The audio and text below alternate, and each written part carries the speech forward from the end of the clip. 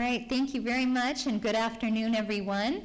My name is Bobbie Chew Bigby, and it's just a real pleasure for myself and my mom, and on behalf of Randy and the Palmer family that's here, to be able to talk about this exciting project and journey that we've been on over the last couple of years now.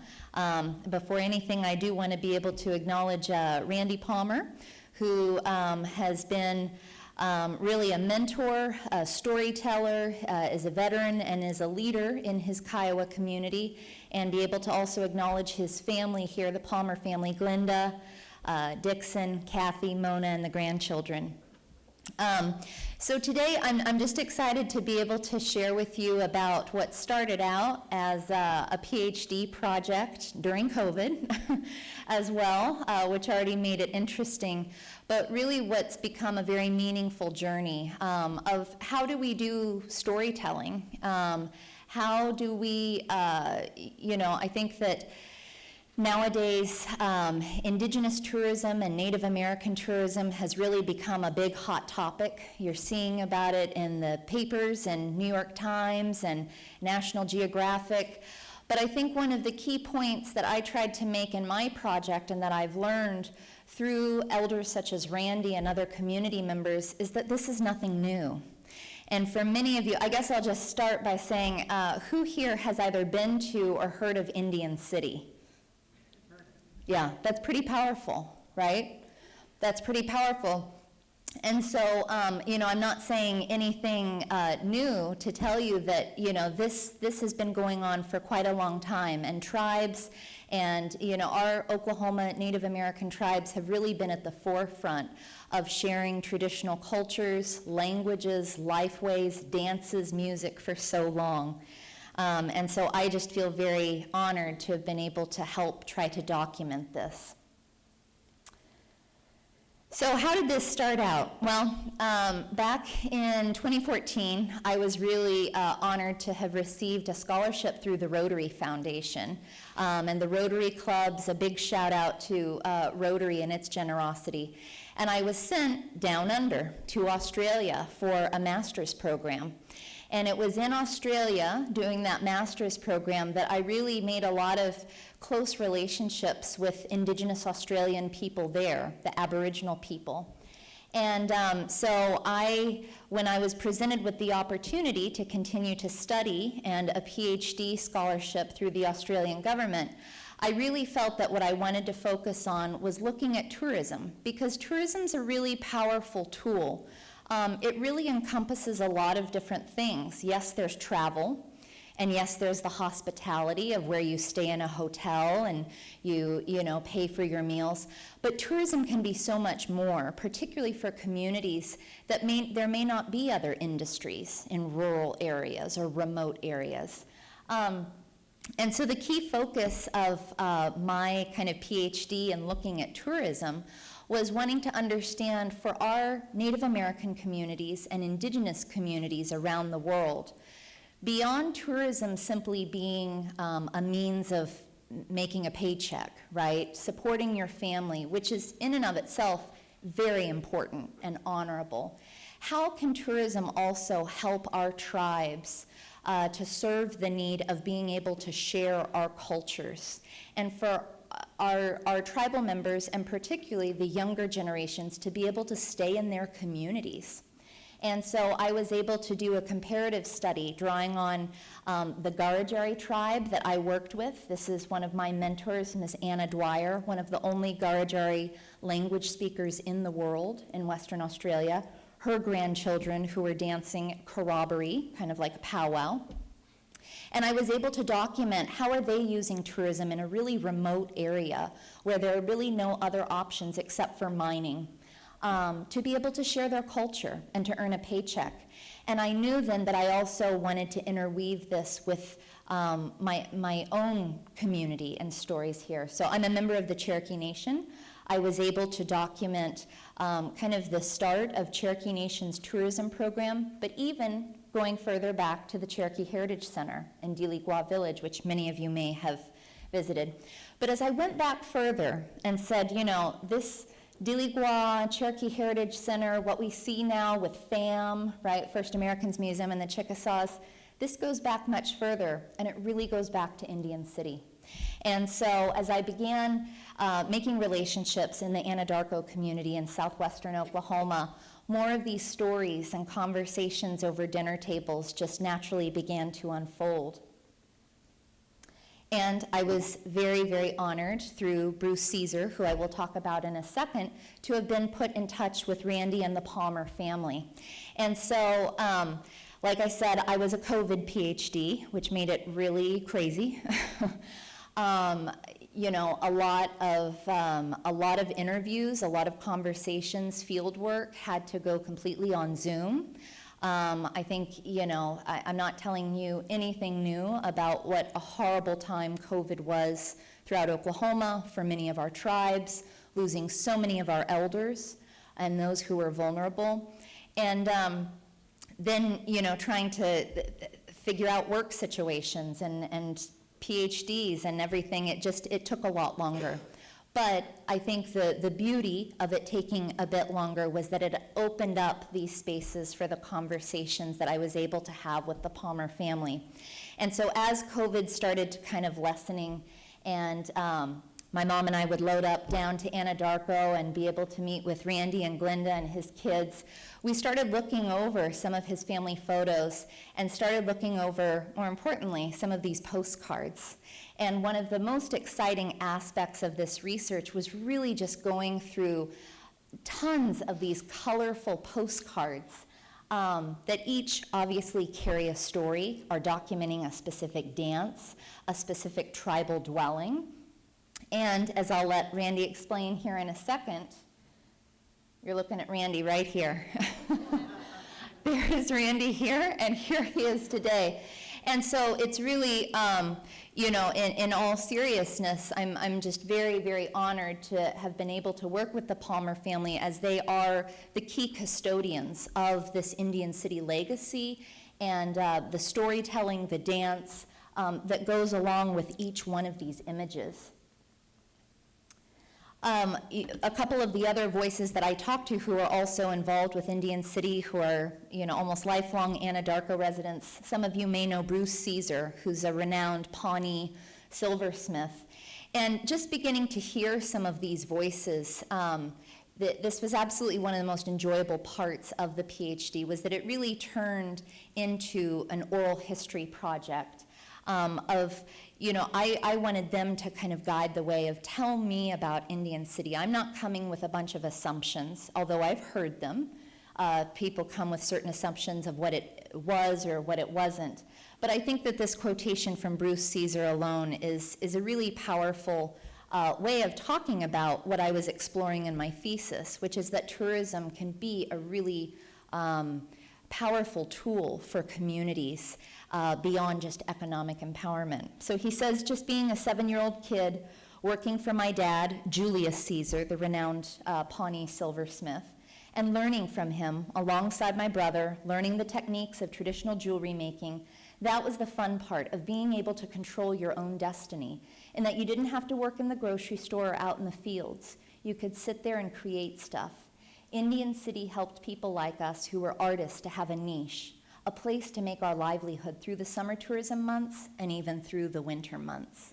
So again, combining this economic empowerment with being immersed in culture and community from a very young age, I think that this is really what is key for many of our tribes as to what defines success. It's not just economic, it's keeping the young children rooted in culture and in community. So as Randy, Glinda, and the family and I continued getting together, recording some of these stories, you know, one of the key questions that I had, you know, as I was finishing my PhD thesis and getting to the end of what is just a long, exhausting process, my number one priority is really, you know, how can we, because Indian City isn't currently functioning, although, you know, there have been talks and aspirations in looking at the future. But what can we do right now with a lot of this historical memory, with these postcards, And most importantly, how can I take what is, a PhD thesis, and that's just generally the stereotype that it just goes into a library, right? Nobody ever gets to see it, the community doesn't, and I knew I didn't want to do it that way. I knew what the priority was that I wanted these images and these stories together that we've collaborated on to be able to get out to the public, and particularly to the families who are descendants and connected to Indian City. And so I'm here's a picture of one of our get-togethers with Donna Jean Satoke and Tim Nestel getting together to record the oral histories, go over the postcards, go over the family photos, laugh, and just reminisce about all of those days at Indian City. And so with these postcards and with the family photos belonging to the Palmer family and the stories that largely Randy has been the one to tell, along with some of the historical and archival research, I'm very proud to announce that by the end of this year, October, November, our book with Arcadia Publishing will be out. And so it's largely an image-driven book that is highlighting the postcards, but that has our stories, the stories of Indian City in them, and that we hope will be able to inspire people of all backgrounds, people who are interested in Native Americans, Native American communities themselves, the younger generations in Anadarko and southwestern Oklahoma, for telling the story of what an extraordinary place it was. And so without further ado, I'd really like to be able to turn it over to Randy so that he can be able to share his thoughts and memories about this wonderful place.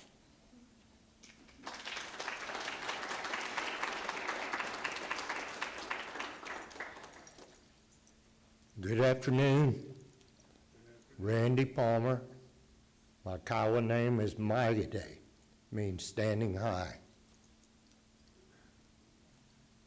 Can you change that? My mom hated this. My fringe is tore. She hated that postcard. It's an honor to be here. Bobbie has worked very hard to develop the concept for this book. She's been down to our house over 2 years, visiting with us, visited with my neighbors, my cousins. Indian City was a unique place. When it was built, I was 3 years old. I started drawing a paycheck. I guess I was just scenery. The ladies that carried me around, I was cute then, but I got a paycheck. And that's what I was explaining to Bobbie. Anadarko was a small town, very little for high school kids to do. Indian City was an option. We had young people come out there and work during the summertime. If you wanted to work during the wintertime, you had a job. And really, it wasn't a business. It was a family. I was associated with Pawnees, Navajos, Caddos, Wichitas, and they taught, if you had an interest in it, they'd teach you. They'd take the time to teach you. And we all grew up there. Indian City preserved our Indian culture. I was at a planning meeting with the Kiowa tribe. They're trying to redevelop Indian City. This one young guy, he goes, yeah, Indian City, that's a training ground for champions. And it was true. We had so many war dance champions. I was a hoop dancer in my younger days. I learned by watching this Navajo man. And he was kind enough to teach me how to hoop dance. It's just things like that. We taught these young ones how to dance. If you're interested in dancing, these elders would take the time to show you how to make a costume, how to dance, how to present yourself in public. And that was important. It was just one big family. The whole time I was out there, I worked out there 18 years. I never saw a boss man fire anyone. If you didn't want to come to work, just call. There's plenty of people that take care of it. Wintertime, when the tourist trade kind of slacked off, we had a Pawnee Earth Lodge. Had a workshop in there. We make arts and crafts for the store. Nobody got fired. If you wanted a job, Mr. Moran would take care of you. I was telling Bobbie, we were crazy.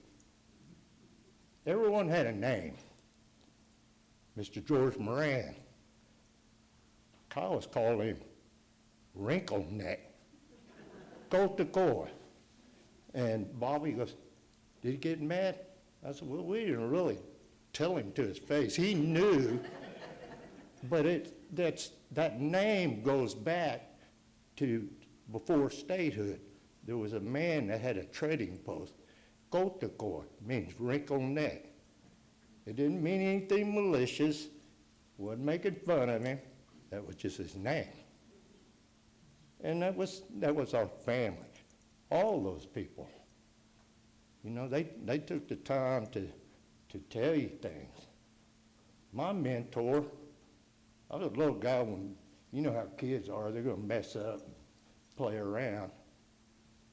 This man used to scare me to death. He was 6'4", had long braids. That finger came out, you better listen. He'd tell you, you boys. But he taught us a lot of things. Never got a whipping. Get a scolding, then they can go make you work. You go do this. You didn't talk back to an elder. You just bit your tongue and go do what they said. And that was it. And all was forgiven. No corporal punishment. Words. They tell you. My dad's deadly finger, I don't know how many times I got that. But in the Kiowa tribe, we're small. You can't get away with anything. When I was a teenager, I thought I was slick. My dad knew before I got home. Boy, what's the matter with you? That was his favorite. What's the matter with you? You know you better than that. I don't know what's wrong with Dad. But I'd see my white neighbors, they get their behinds fanned. Not me. You'll fix this. But you learn, you know. You don't want to disappoint those elders. You try to do the best you can. Kind of drifting off the subject, but what made Indian City unique besides the family atmosphere, we had 7 villages. A lot of people think all Indians live in teepees. You know? You see it on movie, TV, teepees. All Indians live in teepees. We had the Pawnee Earth Lodge. They had underground homes. We had pueblos. Out west, there are apartment buildings, you know, that are built in the side of cliffs. We had Navajo hogans. We had cattle grass houses. Log cabins. Instead of the logs being this way, they were up like that and had a grass roof. Wichita's looks like a beehive, made it entirely out of grass. Apache wickiups. Each home suited that particular tribe and the area they lived in. Wichita's, Caddos, they were farmers. The ones that lived in teepee, they followed the buffalo. If you wanted vegetables, you go see the Wichitas or the Caddos and trade them buffalo hide or something. That was their script. No, it was important. Each one of those tribes, different tribal members taught me something. You know, show respect for that other tribe. They're different than you, but their way was their way of surviving. You know, and I came to respect all those people. When I started, I was 3 years old. There was a Kiowa man, he was 93. And the board of directors, we had a U.S. representative that served on the board of directors of in this city. So my mom was a bookkeeper. She told this guy, I sent in these paperwork for Social Security. Never heard anything, so she sent in another copy. He said, I need to get this, you know, for payroll. So this guy goes to D.C., he comes back, he was laughing. He goes, IRS thought it was a joke. There was a 3-year-old kid and a 93-year-old man wanting Social Security. They didn't believe it, because this man, he didn't speak English. And he never had a Social Security card. He lived to be 101. But I just can't emphasize all those people. They live in my heart. This young lady came along, and the city shut down, and it took something away from me.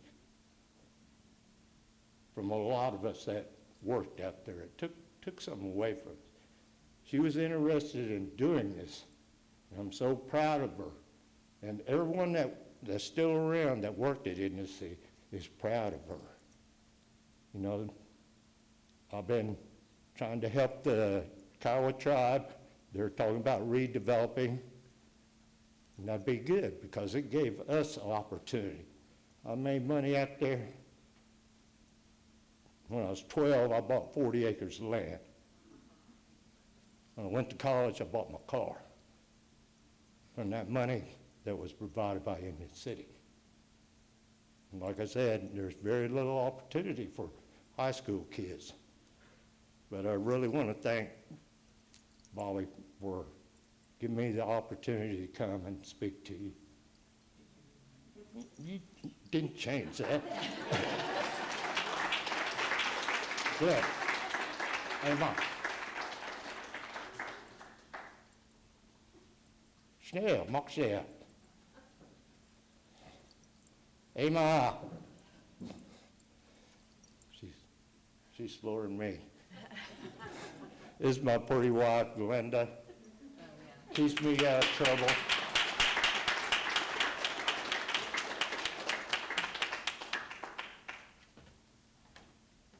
Come here. Come here. This young lady, she means the world to us, and we appreciate everything she's done for us. And Kiowa people, the alumni of Indian City, wish to thank her. We're giving her this blanket for all our hard work.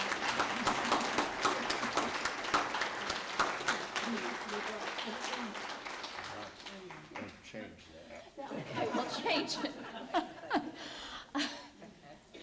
Thank you. Change that. This, all right. If anyone has any questions.